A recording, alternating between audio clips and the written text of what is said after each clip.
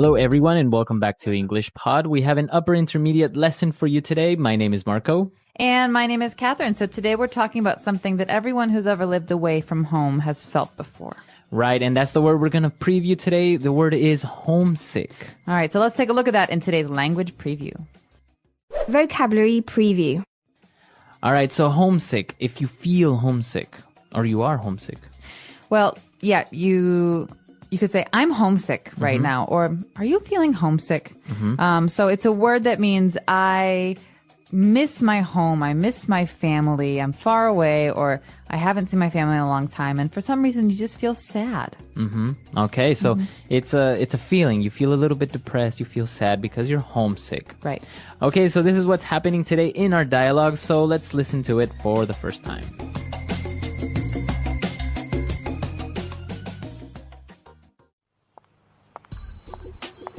Tom, how are you? Hey, we missed you at the party last night. Are you okay? I don't know. I didn't really feel like going out. I guess I'm feeling a little homesick. Come on. We've been through this already. Look, I know the adjustment was hard when you first got here, but we agreed that you were going to try and deal with it. I was. It's just that the holidays are coming up and I won't be able to go home because I can't afford the airfare. I'm just longing for some of the comforts of home, like my mom's cooking and being around my family. Yeah, it can get pretty lonely over the holidays. When I first got here, I'd get depressed and nostalgic for anything that reminded me of home. I almost let it get to me, but then I started going out, keeping myself busy, and before I knew it, I was used to it. I see what you mean, but I'm still bummed out. Okay, how does this sound? Let's get you suited up and hit the dance club tonight.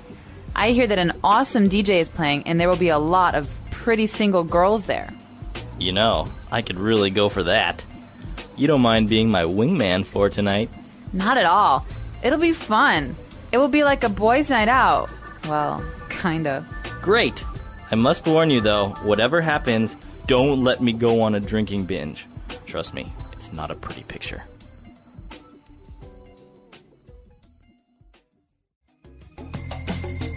Alrighty, we're back. So, yeah, I guess he's very homesick. Very homesick. And his friend is really worried. Yeah, but actually, I think this is common, right? To be homesick during the holidays, like Christmas, for example. Oh, man. It's the worst during the holidays because you think of all the traditions and all the things that you normally do at home and you're not doing them.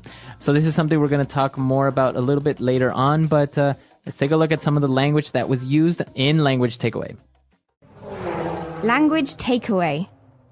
This first one is key, right? So when you move away from home or when you move to a new place, you have a period of adjustment. So adjustment is kind of finding the right balance or doing something so that you can kind of feel comfortable. Okay, so you have to adjust to your new life away from home. Or your new environment. So many times people say, wow, moving to China must be a big adjustment. So it means there's so many differences that it must take a long time to feel comfortable again. Okay.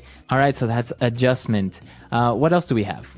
Well, we've got this next phrase that's really important, I think, but often gets overlooked. We say the comforts of home, right? Comforts of home. So comfort's pretty easy, right? Feeling comfortable. So you have comfort. But the comforts of home are things that are different with every person. But those are things that you have at your home or your childhood home or your parents' home that make you feel good and feel happy. So they're not only physical things or objects, right? They can be like your mom's cooking or maybe even just spending time with your family. Right, or reading the newspaper with your dad or things that you're used to that you don't have anymore. And so those are the comforts of home. I could say, Marco, do you miss the comforts of home in Ecuador? I mean, do you have anything that's really... Of course. I think one of the main things is actually not living in the city because I used to live in the valley, a little bit further away and kind of almost countryside. So that's one of the comforts of home that I miss. Oh, you're making me nostalgic and I've never even been.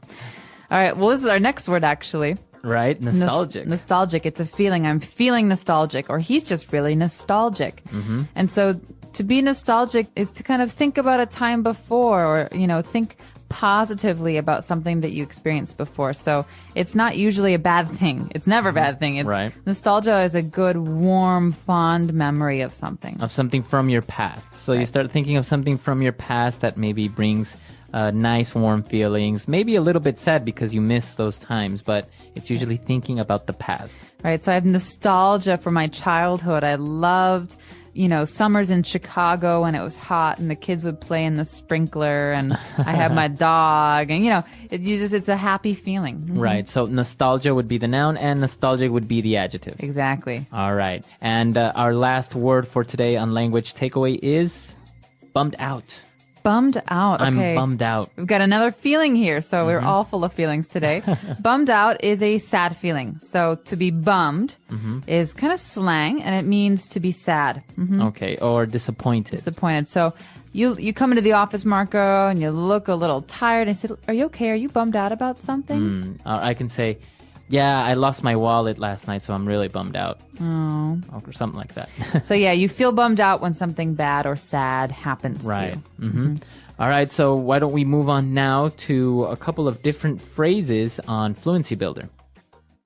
Fluency builder. All right, this first one is something that you often say to old friends or family. When you're friends with someone, they go through periods of happiness and sadness. And so when someone's going through a down period again, you say, oh, we've been through this already. We've been through this already.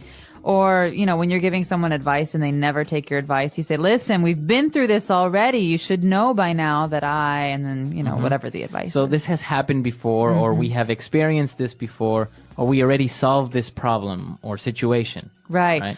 You could imagine two bank robbers who are going over their plan for the 10th time, and then the one says to the other, hey, we've been through this already. You should know the plan by now. Exactly.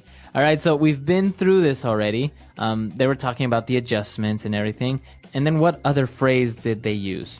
Well, the next couple of phrases have to do with the friend's suggestions, because she has a lot of ideas to cheer her friend up, the depressed one. And the first thing she says is, hey, let's hit the dance club.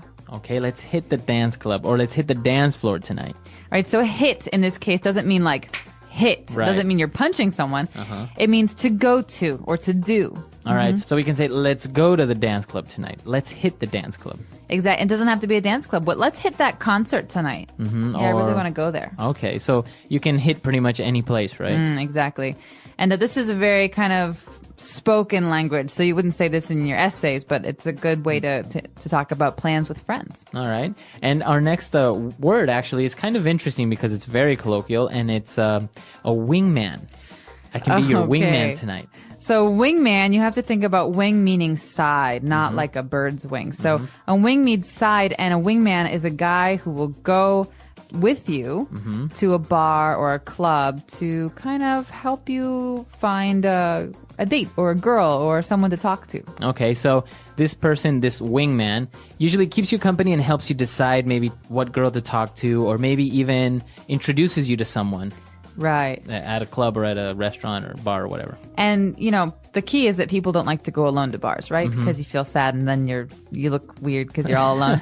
And the same is true for girls. And so if a guy wants to go to a bar and he sees two girls, well, he has to have a friend to talk to the other girl. Right. So a wingman also helps in that sense. He helps balance things. All right. So there's a whole science behind the wingman. Yeah, I'm sure if you look it up on Wikipedia, you'll find 10 pages of information. All right. So since they are going out tonight, they said it could be boys' night out.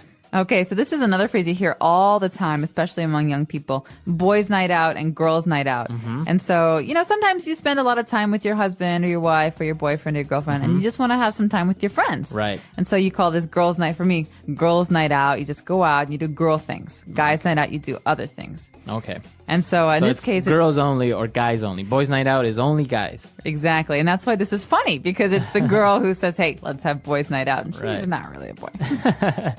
All right, great.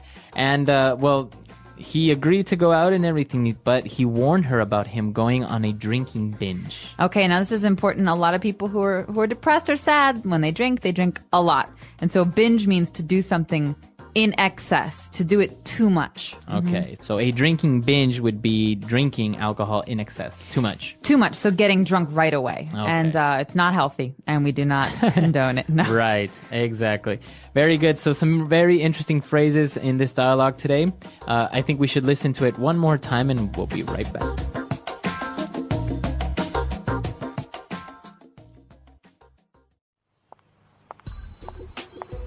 Tom, how are you? Hey, we missed you at the party last night. Are you okay? I don't know. I didn't really feel like going out. I guess I'm feeling a little homesick. Come on. We've been through this already. Look, I know the adjustment was hard when you first got here, but we agreed that you were going to try and deal with it. I was. It's just that the holidays are coming up and I won't be able to go home because I can't afford the airfare. I'm just longing for some of the comforts of home, like my mom's cooking and being around my family. Yeah, it can get pretty lonely over the holidays. When I first got here, I'd get depressed and nostalgic for anything that reminded me of home. I almost let it get to me, but then I started going out, keeping myself busy, and before I knew it, I was used to it. I see what you mean, but I'm still bummed out. Okay, how does this sound? Let's get you suited up and hit the dance club tonight. I hear that an awesome DJ is playing, and there will be a lot of pretty single girls there. You know, I could really go for that. You don't mind being my wingman for tonight? Not at all. It'll be fun. It will be like a boys' night out. Well, kind of. Great! I must warn you though, whatever happens, don't let me go on a drinking binge. Trust me, it's not a pretty picture.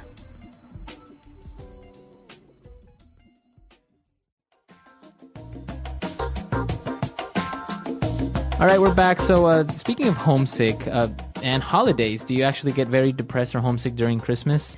I do. Well, my family has a lot of Christmas traditions that are just really kind of wonderful, and we do them every single year. And so the first time I spent Christmas away, I was living in Italy, and it was kind of similar. But then the second time was when I was living in China. And China was just not the same. No oven, so no Christmas cookies. And no granny who, pours vodka and eats meatballs. And like my mom not running around the kitchen. You feel lonely. And then all of a sudden you get a phone call. And it's the entire family. And they're all together eating, having an amazing Christmas. And they think it's going to help you feel less homesick, but it makes you feel more homesick. So you definitely have nostalgia for those days during the holidays. But what about you? I rarely get homesick, but yeah, sometimes during Christmas or New Year's. New Year's, we usually have more unique traditions in Ecuador. So it's very fun. The family gets together. We dance. We eat. So, but yeah, I've been away from home so long that I rarely get homesick anymore. But it's great to go back and spend time with the family. So after my visit to Ecuador, then I might get homesick for a little while, but then it goes away. Yeah. Well, you guys should tell us, do you ever feel homesick? And if you do, what do you feel homesick about? What do you miss? Maybe mom's cooking, maybe family, maybe the comforts of home. The rain had been falling for 3 days without pause. The cobblestone streets of the town glistened like mirrors, and the rooftops dripped with heavy beads of water. Most people hurried along with umbrellas or stayed indoors by the fire, but at the far end of a quiet alley sat a girl on a wooden stool, her knees tucked beneath her chin. Her name was Lila. She was small for her age, with tangled black hair that often fell across her eyes and clothes patched more times than she could count. A battered satchel lay at her side, filled with brushes and tiny jars of paint she had collected over the years. She could not afford canvases, so she painted on scraps of wood, broken tiles, even the side of abandoned crates. But what set Lila apart from every other child in town was this: the things she painted sometimes came alive. It had started when she was 7. She had drawn a bird with charcoal on the wall of her bedroom, and as she stared at it, the bird had tilted its head, ruffled its feathers, and let out the faintest chirp before fading back into stillness. Lila never told her parents. They were too busy worrying about food, rent, and keeping warm through winter. But the secret lived inside her like a flame, and the older she grew, the brighter it burned. Now she was 12, and whenever she painted with true feeling, when her heart ached or her soul longed for something, her creations shimmered for a few brief moments as if they had borrowed life from her imagination. On this rainy afternoon, Lila sat hunched over a cracked wooden board she had scavenged from the trash. She dipped her brush into a jar of deep blue and painted the sky she wished she could see. Wide, clear, endless. As her brush moved, she whispered softly, if only the clouds would part. When she lifted the brush, the painted sky shimmered. For a heartbeat, the rain seemed to slow. The clouds above trembled, and a sliver of sunlight peeked through. But only for a moment. Then the shimmer faded, and the board was just a board again. Leela sighed. She always wanted the magic to last, but it never did. A voice interrupted her thoughts. "That's beautiful." Lila jumped, nearly spilling her paints. A boy about her age stood at the mouth of the alley, his blonde hair plastered to his forehead from the rain. He wore a neat coat and polished boots, far nicer than anything she had ever owned. Embarrassed, Lila hugged the board to her chest. "It's nothing. Just a painting." The boy tilted his head. "No, it's more than that. I saw the sky change. You made it happen, didn't you?" Lila's heart thudded. Nobody had ever noticed before. "You must be mistaken," she said quickly, stuffing her brushes into the satchel. "Go home." But the boy didn't leave. Instead, he stepped closer, lowering his voice. "I'm Thomas. My father owns the bakery near the square. I won't tell anyone, but can you do it again?" Lila hesitated. She should refuse. The magic was hers alone, fragile and private. Yet something in Tomas's eyes, not greed, not mockery, but wonder, made her soften. She dipped her brush again, this time into yellow, and painted a single flower onto the wet stone wall. The petals shimmered gold. For a few seconds the blossom trembled as though touched by wind. Then it faded. Tomas gasped. "That's incredible. You're like..." He searched for the right word. "Like a magician with colors." Lila shook her head. "No, it's not real. It never lasts." But Thomas smiled. "Even a moment of magic is better than none." From that day, Thomas began visiting her in the alley. He brought scraps of bread from the bakery, sometimes even sweet buns still warm from the oven. In return, Leela showed him her world of paints, where she painted birds that fluttered, stars that twinkled, waves that rolled. Each time, the shimmer was brief, but real enough to make Tomas laugh in amazement. For the first time in her life, Lila did not feel alone, but not everyone shared Thomas's joy. One evening, as the sun set behind the rain clouds, the mayor of the town happened to pass through the square. He was a large man with sharp eyes and a cloak that dragged across the ground. He prided himself on order, on keeping the town neat and respectable. So when he noticed two children crouched in an alley, laughing and painting on broken boards, his curiosity turned to suspicion. "What is this nonsense?" he barked, striding toward them. Tomas leapt to his feet, stammering, "It's nothing, sir. Just drawings." But Lila froze. The brush slipped from her fingers. On the wall behind her shimmered her latest creation, a painted horse, rearing on its hind legs.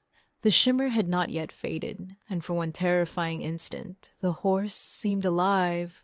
The mayor's eyes widened. He seized Lila's arm. "Witchcraft!"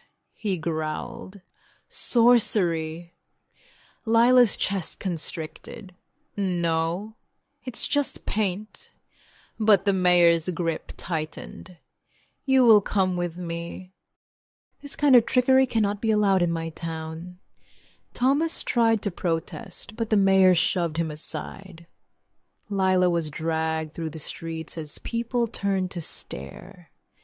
Her satchel spilled open, brushes and paints clattering onto the stones, but she could not break free. That night, she was locked in a cold storeroom beneath the mayor's hall. The door clanged shut, leaving her in darkness. For hours she sat trembling. Was she truly cursed? Was her gift a danger? Tears slid down her cheeks. For the first time, she wished she had never touched a brush. But at midnight, a soft scratching sound woke her. From the shadows on the wall, a shape emerged. A bird painted in charcoal, wings stretching. It glowed faintly, then hopped down beside her. Lila gasped. You're one of mine. The bird tilted its head, as if nodding. Then it fluttered toward the locked door.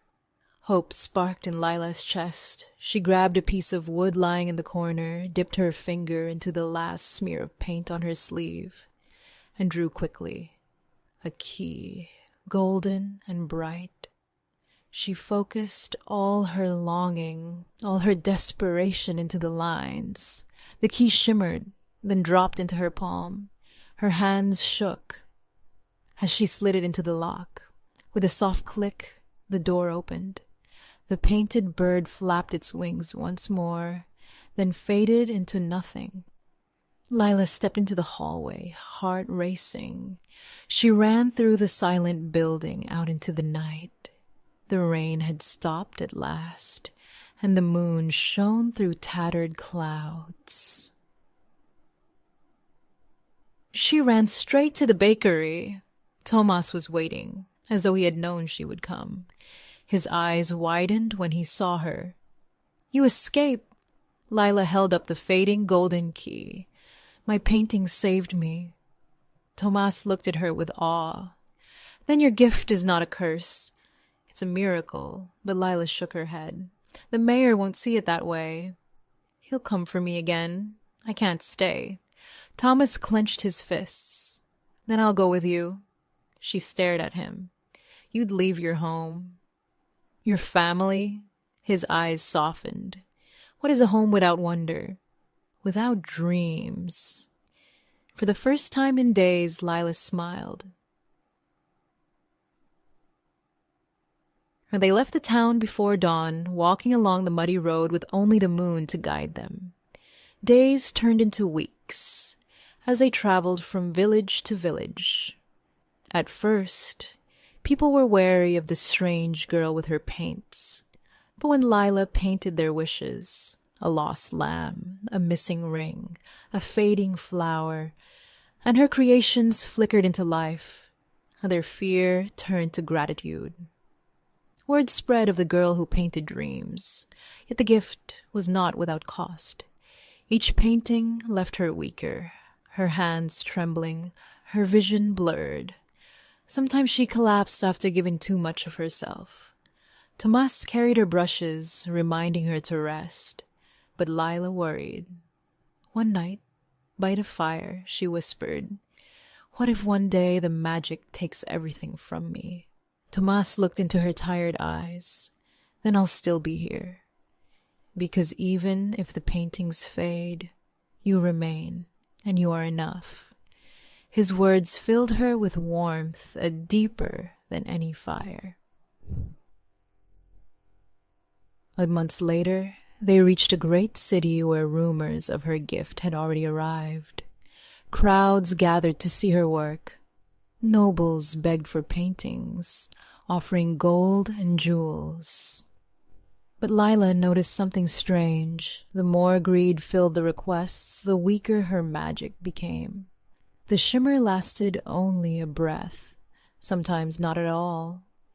One evening, the king himself summoned her to the palace.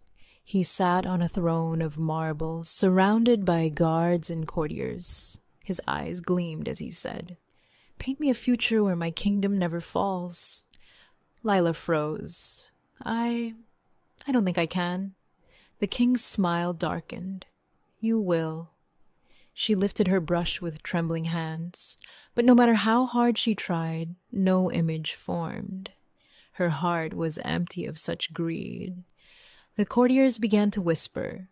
The king's face twisted with anger. "You are a fraud," he thundered. "Take her away." Guards seized her. Tomas shouted, struggling to reach her. But in that desperate moment, Lila understood. Her gift was never meant for power or wealth or vanity. It was meant for hope, for kindness, for love. She dropped the brush and shouted with all her strength, "Dreams are not chains to bind the future. They are wings to lift the present." Her words echoed through the hall. And then something extraordinary happened.